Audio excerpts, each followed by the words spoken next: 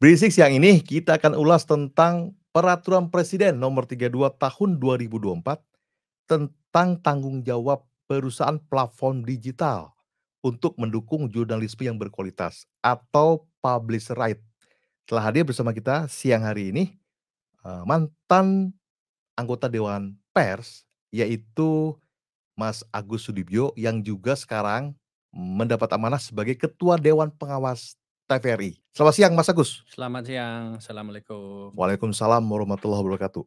Mas Agus, Presiden Jokowi telah menandatangani Peraturan Presiden Nomor 32 Tahun 2024 tentang tanggung jawab media ya, tentang Perusahaan platform global untuk ya, mendukung jurnalisme berkualitas, tapi dikenal publisher right. publisher right. Nah, waktu itu kan Mas Agus salah satu yang ikut ya, ikut terlibat aktif dalam penyusunan draft Perpres tersebut nih.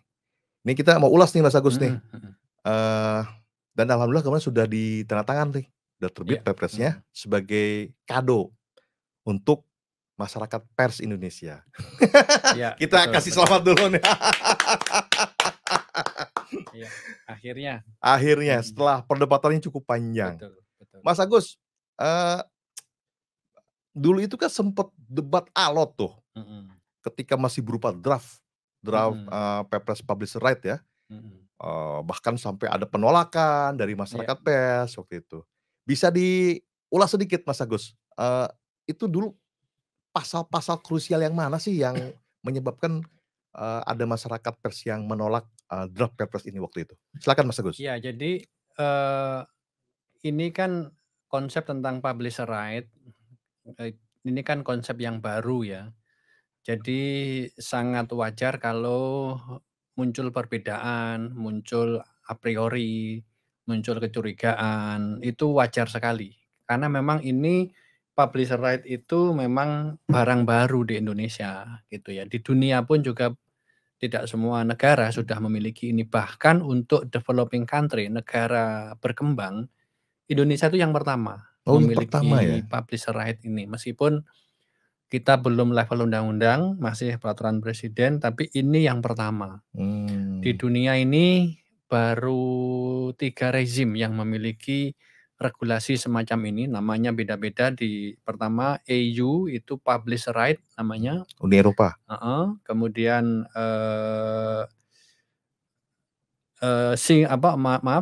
Australia, mereka namanya News Media Bargaining Code, baru kemudian Kanada. Jadi kita ini yang nomor 4. Oh, gitu. nomor 4. Dia baru ada 3. Betul. Dan untuk negara berkembang, itu Indonesia ini yang pertama. Yang pertama. Yang pertama. Jadi bukan hanya skup ASEAN ya, skup dunia pun baru 3 ya. Baru 3. Uni Eropa, Australia, dan Asia Pasifik kita yang pertama. Yang pertama malah ya. Jadi terlepas dari kualitasnya itu seberapa bagus, misalnya bisa dinilai 8, 7, 6, mungkin 5,5 ya. Ini Indonesia itu pioner. Dan Indonesia akan menjadi benchmark, menjadi contoh dari negara-negara lain bagaimana mengatur ranah digital. Mas Agus, Perpres ini apakah se-urgent itu? Karena kan waktu sempat ditolak itu kan dianggap akan mematikan media-media kecil ya, yang memiliki modal kecil-kecil. Lalu selain itu juga dianggap malah mengundang pemerintah untuk kembali ikut campur dalam urusan pers. Justru urgensi dari publisher right itu justru untuk media yang kecil-kecil. Karena faktanya media-media yang besar itu sudah punya kemampuan bernegosiasi dengan platform.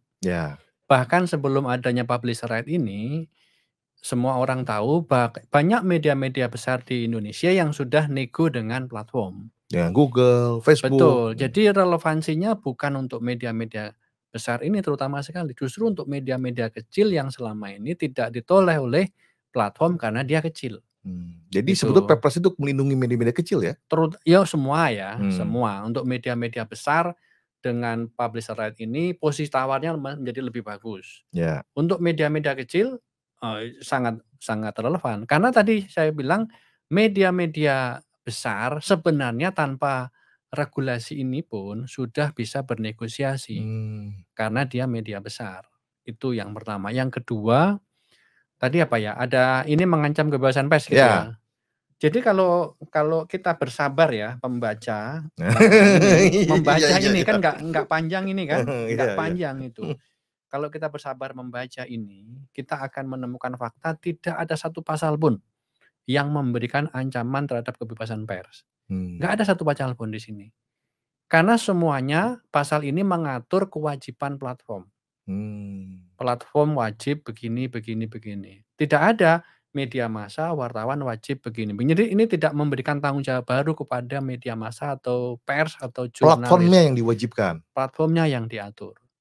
Jadi kita harus melihat mengancam atau tidak, itu harus dibaca satu persatu pasalnya dan tidak ada satu pasal pun yang memberikan tanggung jawab baru, beban baru kepada media massa, kepada pers, atau kepada jurnalis, Tapi gitu. ada anggapan nih, Mas Agus, bahwa dalam undang-undang pers itu kan tidak memberikan mandat kepada pemerintah untuk menindaklanjuti undang-undang pers dalam bentuk turunan peraturan perundang-undangan.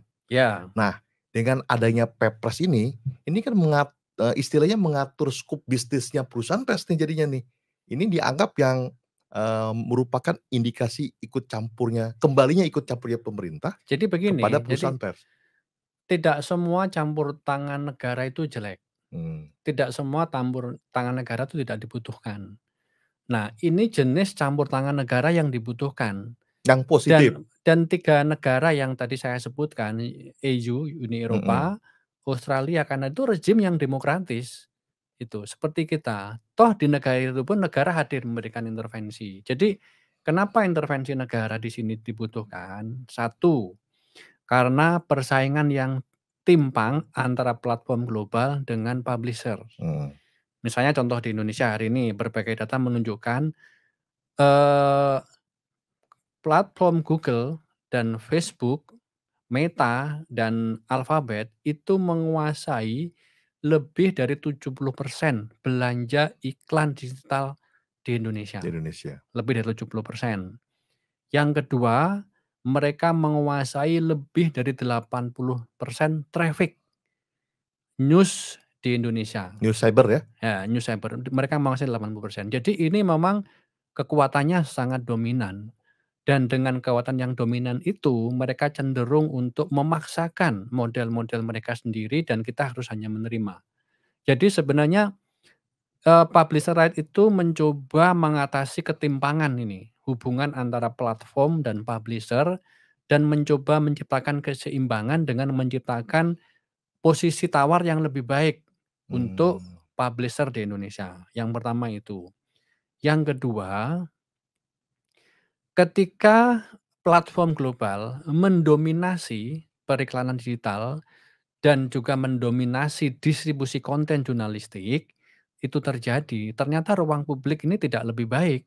Mmm. Karena yang disebut sebagai hoax, fake news, insinuasi, kabar bohong, dan lain-lain itu semakin menyebar di ruang publik kita. Tidak membuat demokratisasi digital ini, dalam tanda kutip, tidak membuat ruang publik kita lebih baik. Maka kelompok yang paling dominan harus diberi tanggung jawab yang lebih besar, Mmm. gitu. Jadi prinsipnya big power, Google, Facebook itu punya big power, dengan big power ini mereka menghasilkan big money, ya kan? Tetapi ada satu hal lagi yang harus mereka mereka tanggung, yaitu big liability, big Baik, responsibility. Jadi big power, big money, money. big liability. Tanggung jawab yang lebih besar. Jadi dan itu sebenarnya satu yang universal, siapapun yang memiliki kekuasaan yang lebih besar Harus punya tanggung jawab yang lebih besar. dan dia bisa menggunakan itu untuk menghasilkan Uang yang banyak. secara partikular, uang yang lebih banyak, dia harus bertanggung jawab yang lebih besar.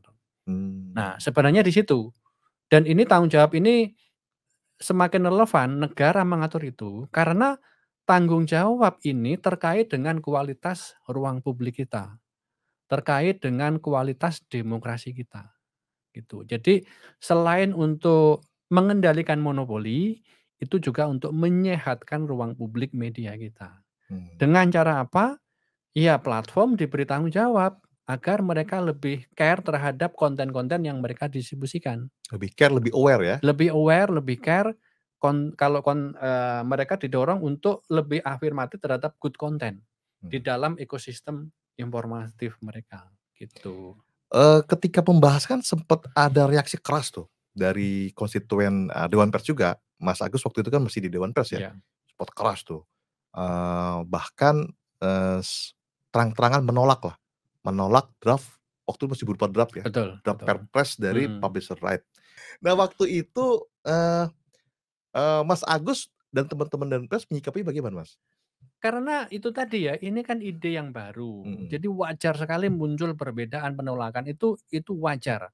Justru kalau tidak ada penolakan agak menurut aneh, saya tidak wajar. tidak wajar, Sama kalau misalnya orang nanya, kan Google, Facebook menolak ya, iya. melawan. Justru itu normal, karena itu terjadi di negara manapun sebelumnya. Jadi kalau Google, Facebook kelihatan tidak menolak, saya malah curiga, ada apa ini? Gitu ya. Karena itu seperti SOP mereka, mempertanyakan, menolak, kemudian membuat membuat ini frame bahwa ini akan mengancam demokrasi digital, ini akan lebih banyak merugikan daripada menguntungkan industri media kita, itu SOP mereka. Iya iya Itu iya. dimanapun, di Kanada, di Australia, di EU, itu mereka selalu berkampanye seperti itu wajar itu dan kita harus siap menghadapi itu tanpa, memelihara sikap permusuhan dengan Mhm, mereka. Karena sebenarnya pada beberapa hal yang lain kita masih membutuhkan kerjasama dengan iya, mereka. Jadi publisher right itu bukan cermin sikap menolak, memusuhi platform, mmm, bukan. Tapi itu adalah inisiatif untuk menyehatkan hubungan antara platform dan dengan publisher publisher. dan untuk memungkinkan bahwa, content sharing itu harus menghasilkan revenue sharing, menghasilkan user data sharing yang meaningful, maka Mmm, itu dinegosiasikan. dan, ujungnya harus berkeadilan ya, berarti ya? Berkeadilan, fair, transparan, dan berkeadilan, Pak gitu. Jokowi dalam, eee, puncak Hari Pers Nasional, itu menyebutkan bahwa Perpres ini dikecualikan untuk konten kreator. Betul Nah, sedangkan kalau kita baca dalam salah satu pasalnya kan ada kewajiban bagi konten kreator, apa namanya ya, apabila dia menggunakan, berita dari publisher harus bayar nih. Nah ini mhm. gimana Mas? Bisa Ya, diterangkan? namanya kan publisher right. Jadi itu mengatur haknya publisher, gitu. Nah, jadi memang itu tidak mengatur, hak atau hubungan antara konten kreator atau semacamnya dengan platform. Nah, kalau para konten kreator ingin memiliki hak yang seperti ini, Mhm, right yang seperti ini, itu sebenarnya bukan publisher right, tapi di Eropa misalnya sebagai benchmark itu Eropa itu namanya Nick Boring Right, mmm, related right namanya itu. related, Jadi misalnya para performers yang menggunakan YouTube sebagai jalur distribusi konten, itu juga memiliki hak yang sama dengan publisher ini, dengan namanya publisher, Nick Boring Right, gitu. mhm, Jadi, bukan berarti kami yang memperjuangkan publisher itu tidak peduli terhadap konten konten kreator, kreator, tapi heeh, memang ranahnya berbeda, gitu. mmm, Dan kami siap kalau diminta oleh teman-teman untuk mencoba membantu merumuskan Nick Boring Right, related right itu dalam konteks Indonesia, kita siap mhm, membantu, gitu. Nah, tetapi, ada pengaturan yang lain yang lebih luas, jadi yang disebut sebagai digital market regulation atau digital services regulation itu lebih luas lagi. mhm, Kalau di digital market regulation itu seperti undang-undang induk itu. iya, Karena dia mengatur pokoknya ini platform di sini tuh ada publisher, ada content creator, iya, macam-macam itu semuanya, bisa diatur di Digital Market masyarakat Act digital lah ya atau Digital Services Act itu mengatur itu. mengatur itu dan Indonesia Mhm. memang belum punya, Tapi lumayan karena publisher right ini, saya melihat ada dua ini ya, ada 2 nilai-nilai strategis dari publisher mhm, right itu. Yang pertama tentu kita berharap publisher right ini bisa menghasilkan remunerasi yang meaningful buat publisher di Indonesia. teman-teman publisher di Indonesia ya, Nah, tapi saya ingin mengingatkan itu tidak gampang. Negosiasi itu bukan sesuatu yang gampang. Negosiasi itu harus kita kuasai, kita pelajari, dan dari negosiasi itu mungkin remunerasi yang didapatkan teman-teman akan berbeda-beda, oke, gitu. Jadi itu itu penting tapi prosesnya tidak gampang. Kita harus siap betul gitu ya, mungkin takes time gitu ya. Hmm. Tetapi nilai strategis yang berikutnya yang saya ingin tekankan bahwa dengan regulasi seperti ini, maka platform global saya membayangkan akan lebih respect, lebih menghargai Indonesia. Dalam konteks ini Indonesia itu bisa dalam pengertian pemerintah maupun publisher-publisher-nya.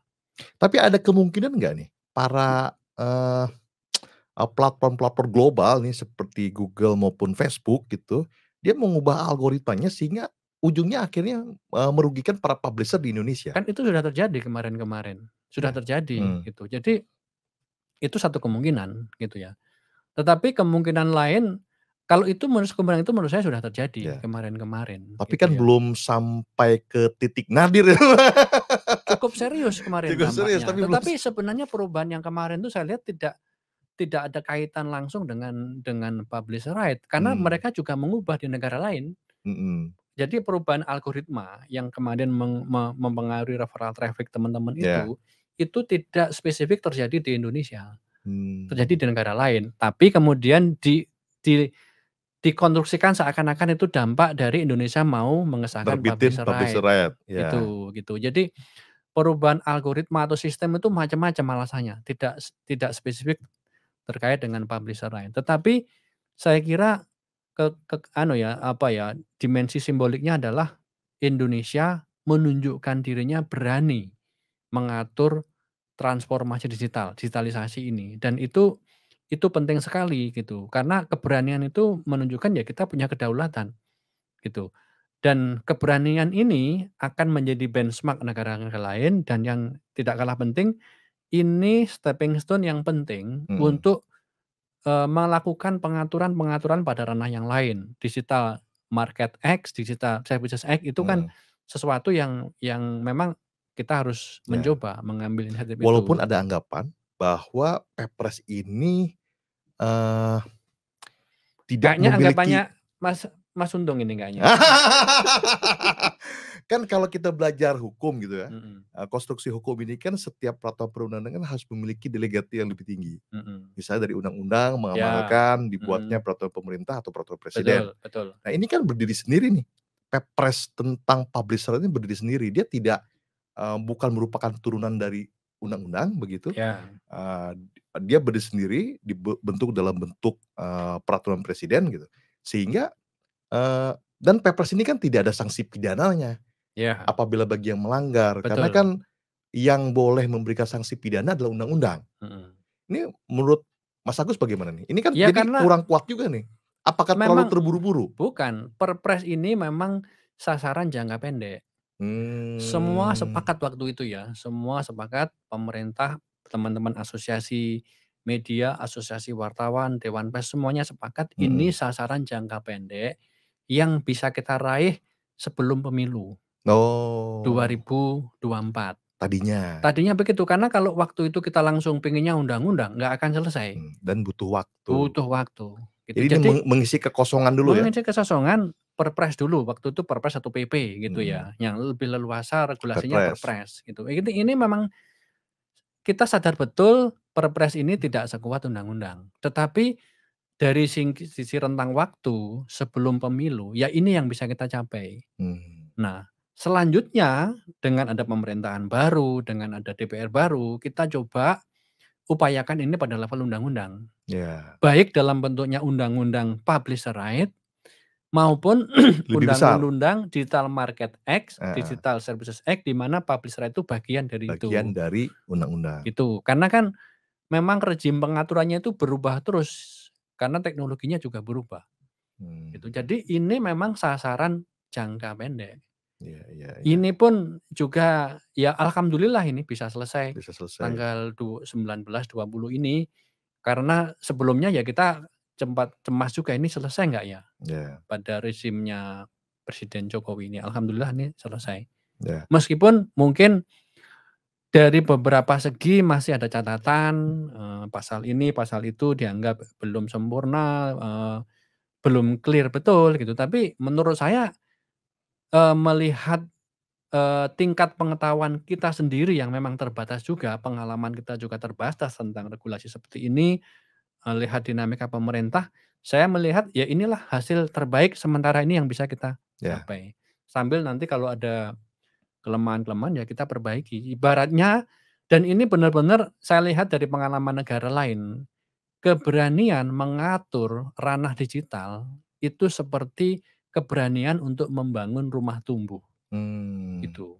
Jadi bertahap. Karena regulasi ekosistemnya sendiri berubah, kita nggak memahami betul secara itu 100%, maka seperti membangun rumah tumbuh.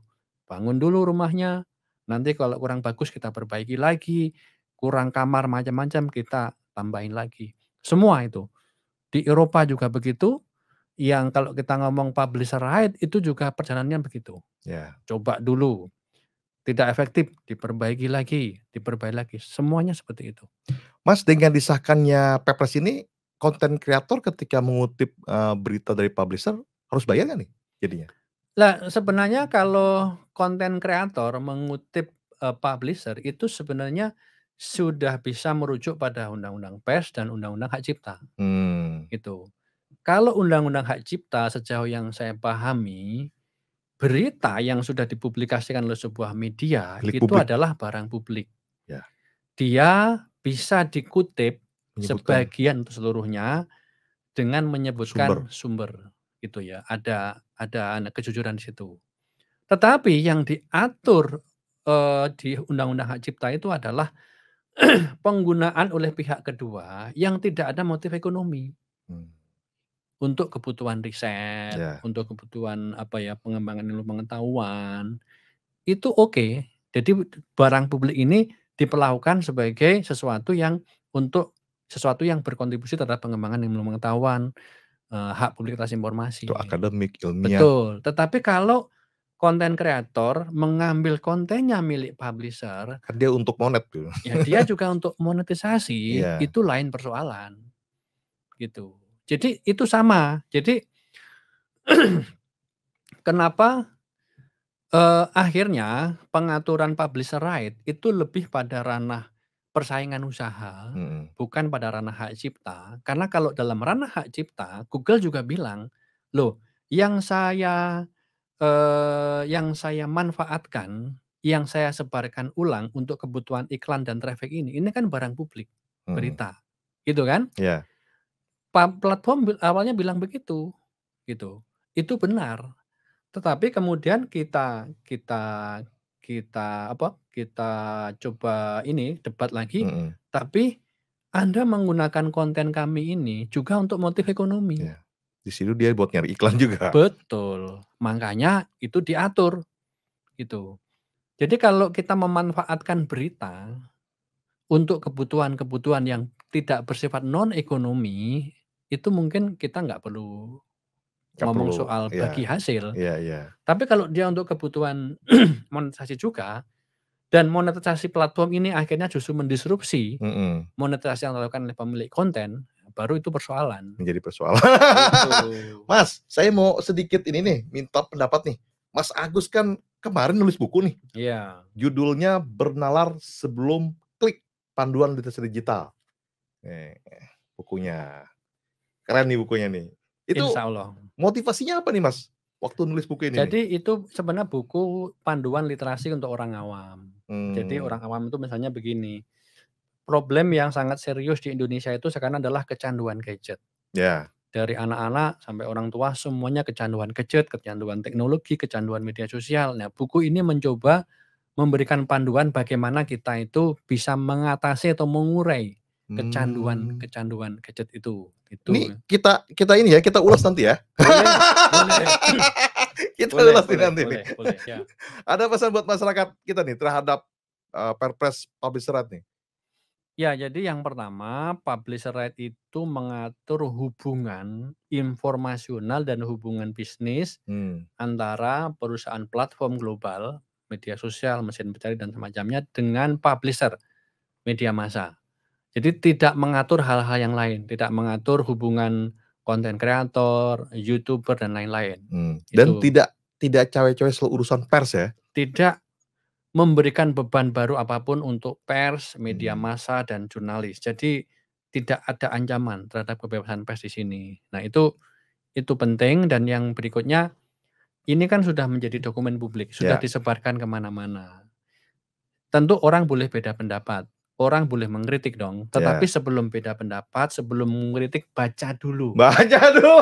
Baca dulu baca dulu. Jadi justru kita butuh masukan, butuh kritik Ya. terhadap regulasi ini ya. Pemerintah butuh masukan, tetapi hendaknya masukan kritik itu berdasarkan pembacaan Ya. terhadap isinya seperti apa. Dan Jadi ini nggak panjang sebenarnya, jadi mudah untuk dipelajari. jadi jangan curiga dulu, Iya. baca dulu Perpresnya, dan Mas Agus ini salah satu yang ikut terlibat aktif dalam penyusunan draft Perpres, publisher right ini, dan nggak usah takutlah bahwa Iya, kebebasan pers di Indonesia akan terancam. Iya. Berisik.